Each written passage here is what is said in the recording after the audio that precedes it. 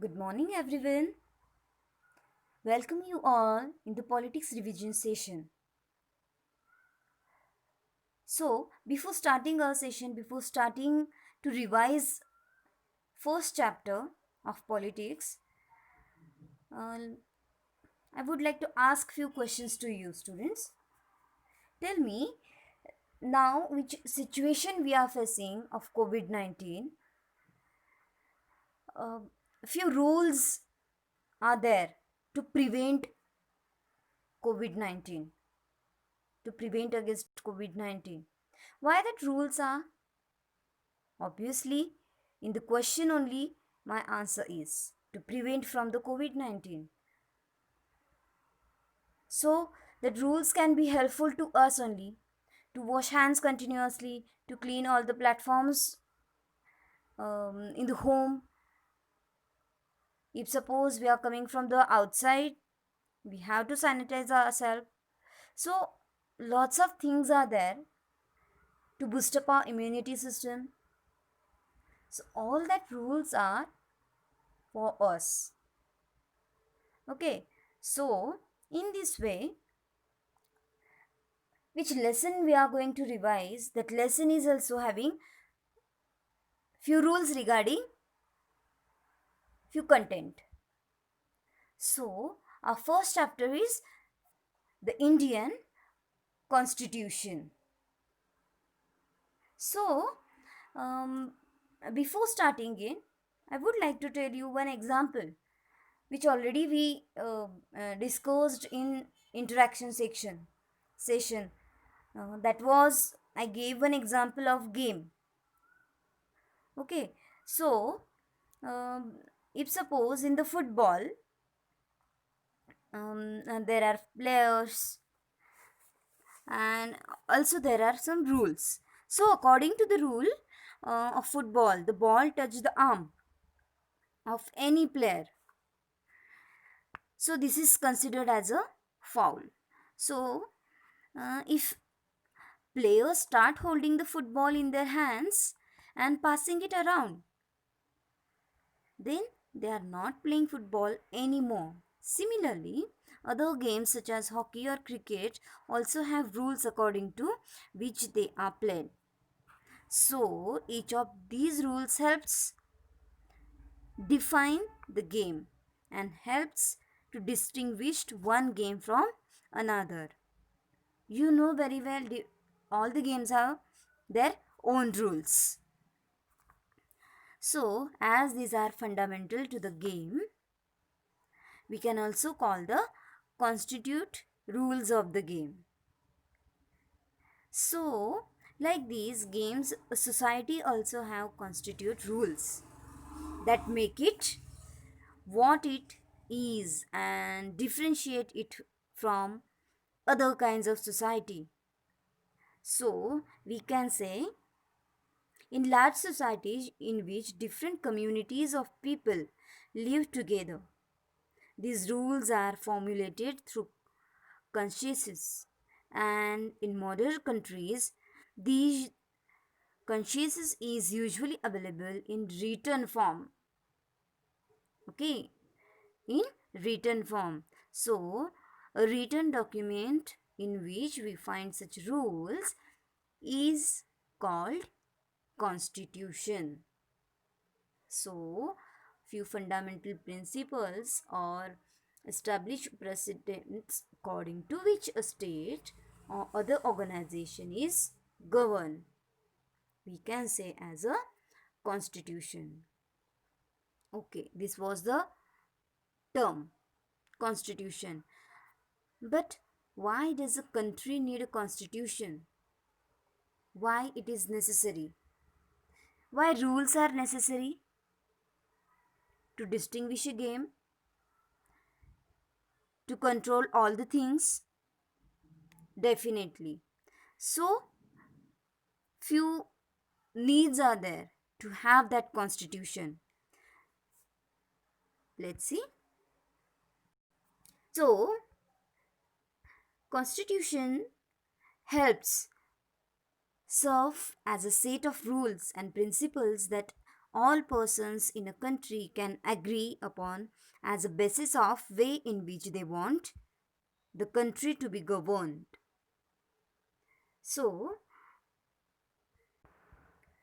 second important purpose of constitution is to define the nature of country's political system. So, for example, how Nepal fought for their democratic country. So, there was monarchy system. Monarchy means ruled by king and his council of ministers, head of the state. So, because of their government and polity, the constitution plays a crucial role in laying out certain important guidelines that govern decision making within this society.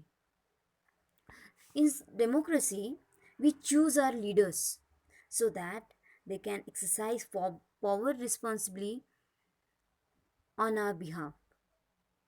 However, there is always the possibility that these leaders might misuse their authority, and constitution usually provides safeguards against this.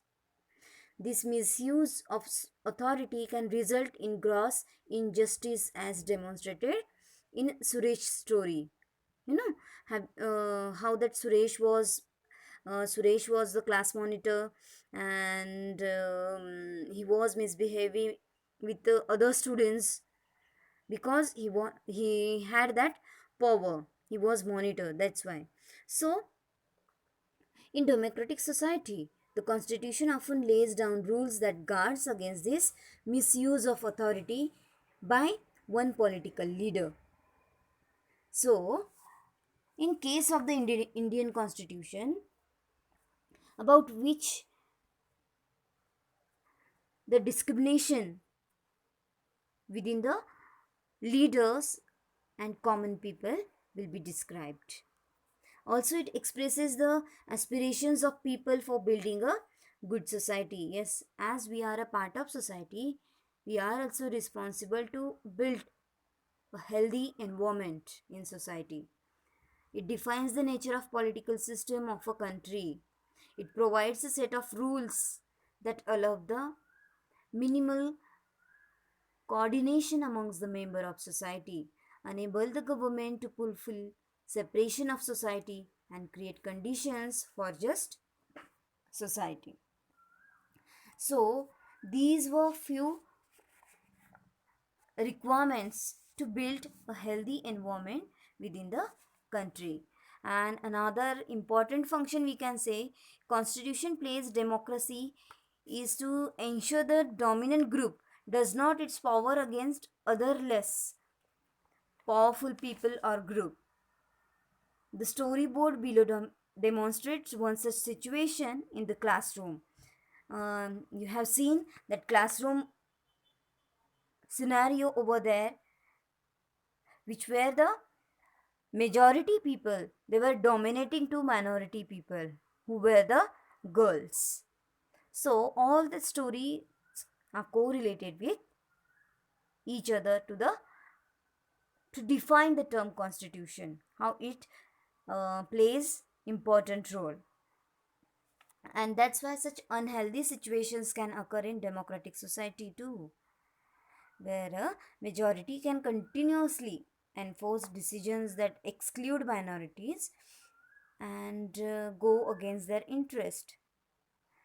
So because of that, so tyranny of a majority means a single rule is governed because of that.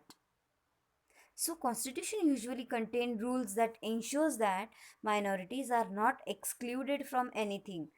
Minorities are also with that society, also with the government, also with the constitution, and that routinely available to the majority. So that's why uh, the constitution plays a important role for the common people as well. And the next significance we can say that to save us from ourselves, you can say, oh, What is the sentence? This may sound strange, but what meant by this is that we might at times feel strongly about an issue that might go against our larger interest, and the Constitution helps us guard against this. We can raise our voice against our interest. Okay. So similarly, the Constitution helps to protect us against certain decisions that we have to take and that we might take that could have an adverse effect and larger principles that a country believes in. For example, it is possible that many people who live in democracy might come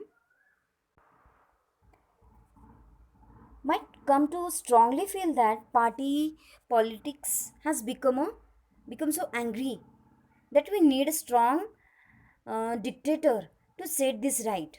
We need one strong leader. But swept by this emotion, they may not realize that in the long run, dictational rule goes against their interest. So, from the above discussion, students, I hope you understood that the Constitution plays a very vital role in democratic society. Now, all that were the need of a constitution. Now, we are going to look few characteristics of the constitution, how it is formulated a constitution.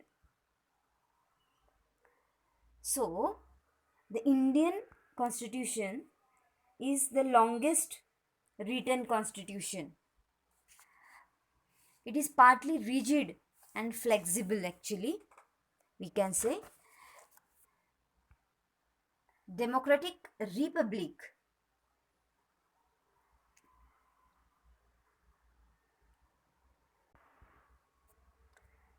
And this constitution had near about it had 395 articles divided into 22 parts and its schedules. And um,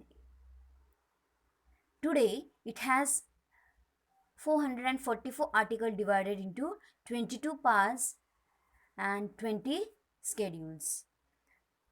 So next one is democratic republic, parliamentary system of government, federation, fundamental rights, directive principles of state policy, fundamental duties, secular states, and independent judiciary, and single citizenship.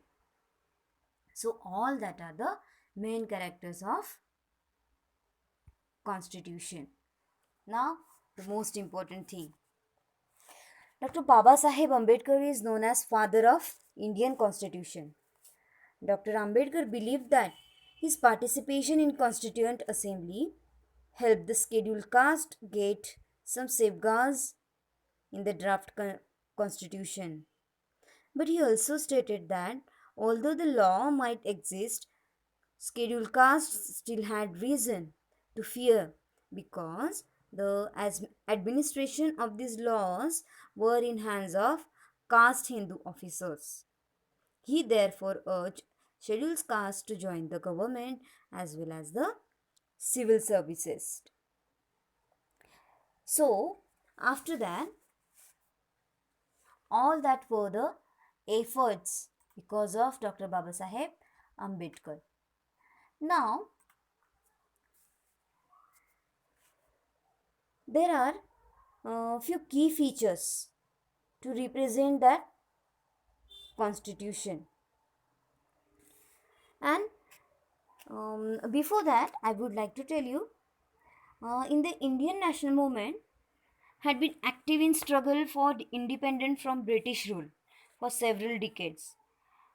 And during the freedom struggle, the nationalists had devoted a great deal of time to imagining and planning what a free India would be like.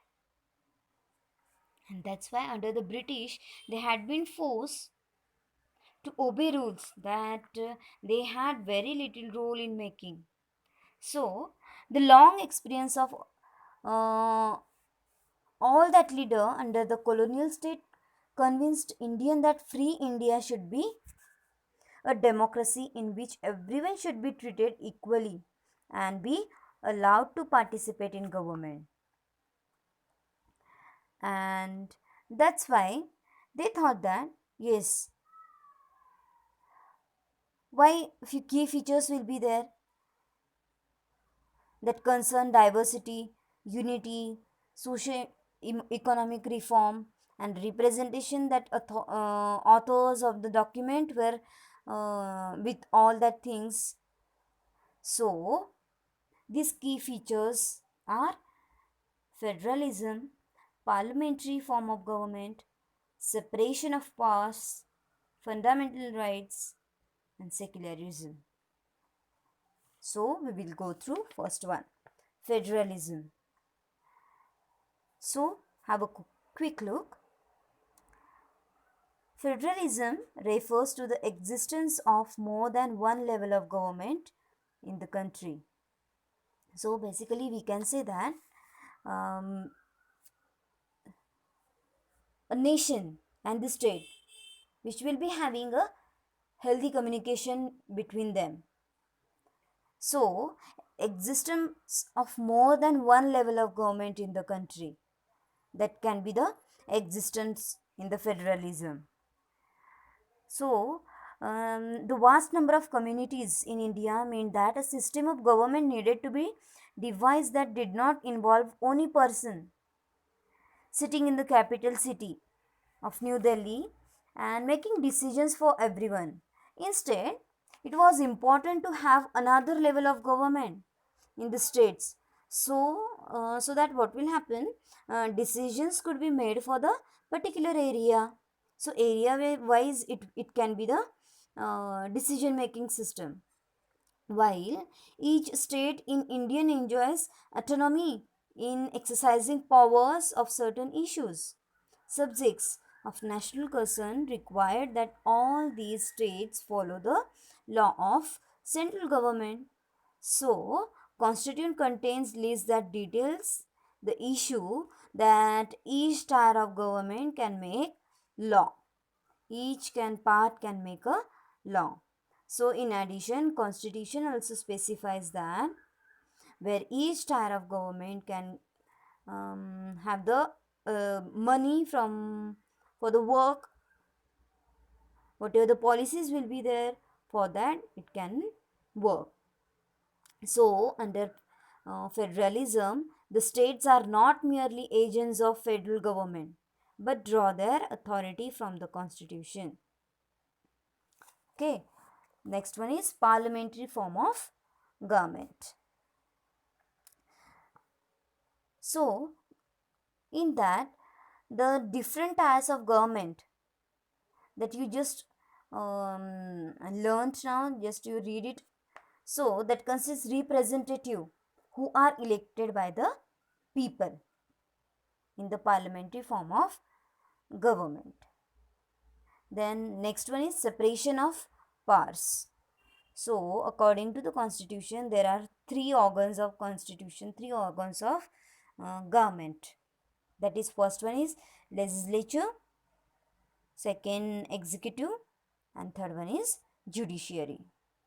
So have a quick look of all that three. Legislature refers to our elected representatives. It is related with the legislature committee. Next one is executive, is a smaller group of people who are responsible for implementing laws and running the government. Okay, and third one is judiciary, of which you will read or which can prevent the misuse of power by any branch of government. The constitution says that each of these organs should exercise different powers. So judiciary also tells that the system of courts that interprets and applies the law in the name of state. And judiciary can also be thought of as the mechanism for the resolution of disputes. Then next one is fundamental rights.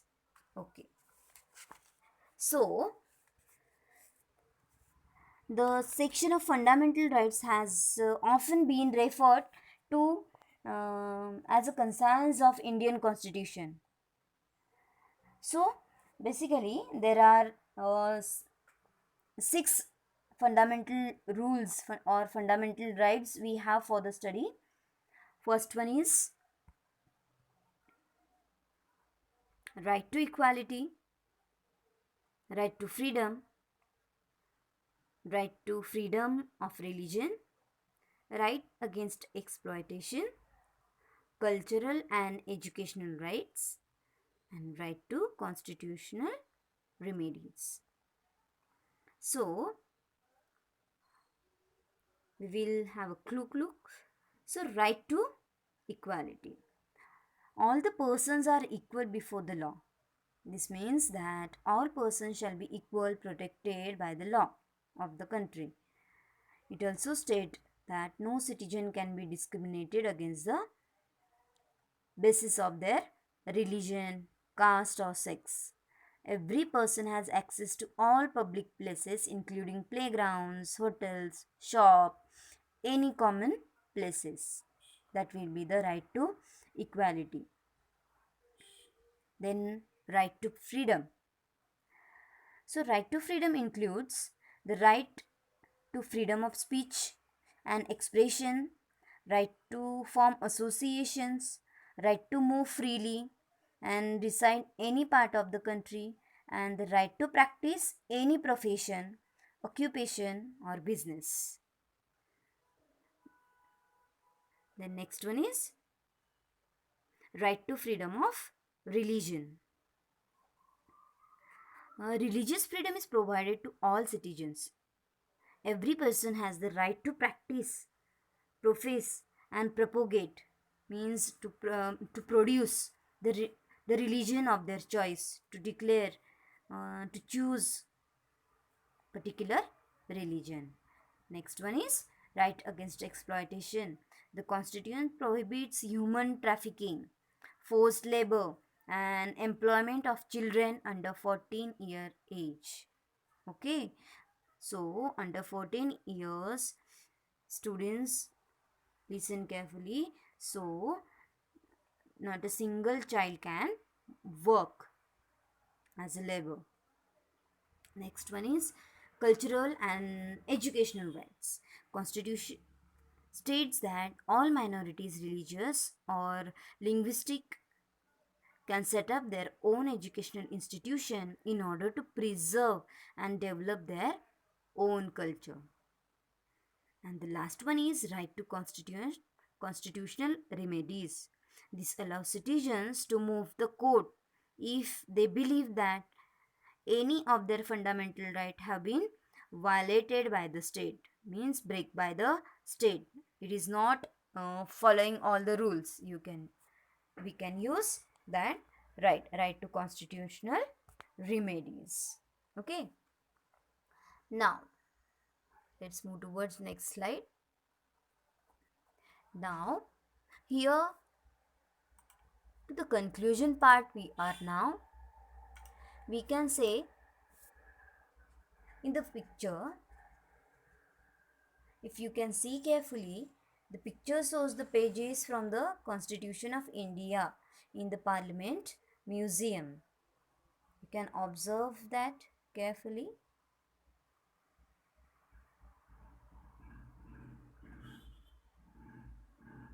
Fine. So, now we will summarize our chapter. A constitution symbolizes independence of a country, framework and structure for governance of a free country and provided in constitution. The Constituent Assembly prepared the draft of constitutions by keeping the objective resolution as the backdrop which reflected the aspirations of the people of India. In this way, we can conclude that need of constitution, key features of constitution, uh, why all that are important. And constitution begins with a preamble which declares India to be a sovereign, socialist, secular, democratic republic. And preamble also mention the goals of securing justice, liberty, and equality for all its citizens and promotions of the national unity and integrity on the basis of fraternity among the people, assuring dignity of individual. So, in this way, we have summarized our chapter. So, now here a time's come. Now, let's check ourselves whether you understood the lesson or not. Okay, now I'm going to show few questions to you. You have to answer correctly. I will give you few seconds for you in the feedback box you can send your answer. Okay, so here we go.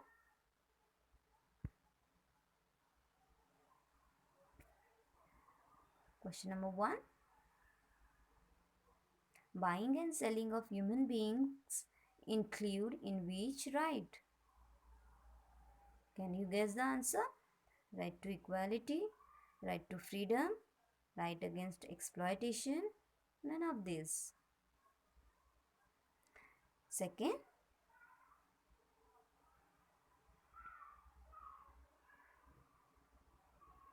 which is considered under third tier of government. Panchayati Raj, High Court, Supreme Court, all of these. Third, what do you mean by right to equality? Rich people are higher than poor? All are equal before law? Government officer are superior? None of these. Which defines the set of rules to govern country? Preambles, sovereignty, constitution, none of this. What defines the introduction to our constitution? Preamble, sovereignty, constitution, none of this. Which forms defines the rule of people by the people? Preamble, democracy, constitution, none of this. Seventh, what is the name of the kingship or rule of the king? Democracy, constitution, monarchy, none of this.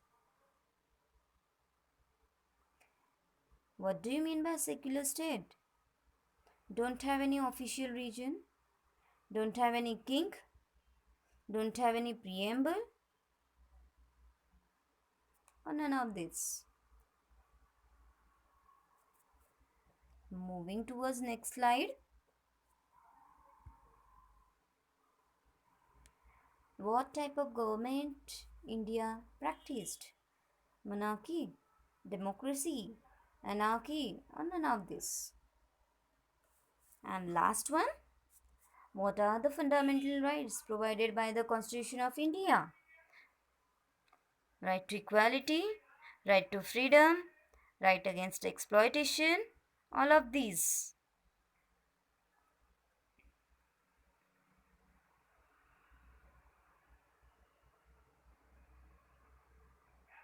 Okay, 10, 9, 8, 7, 6, 5, 4, 3, 2, 1.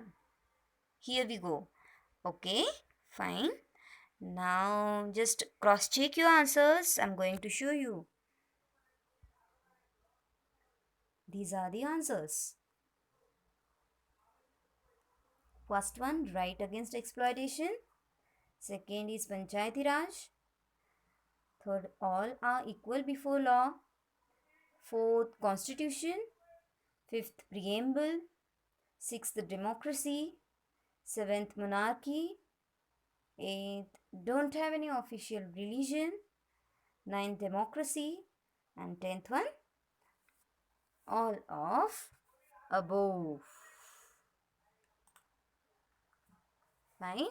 Hope students you understood this chapter. Read this chapter one more time, and if any query will be there, you can ask me in the next session, or else you can note down your queries with you, and you can summarize the chapter. You can take out notes. I already told you how you can take out notes. Listen this video again and go through all the topics. Try to solve all the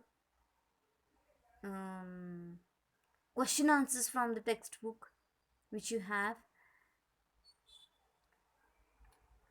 and read it if you do not understand any topic. Okay, so hope you understood it. So through the MCQs now you are able to evaluate yourself whether you learnt or not. If not, you can mention your questions in your notebook. Fine. So in the next session now we will meet. Till that, bye and thank you to everyone. Take care.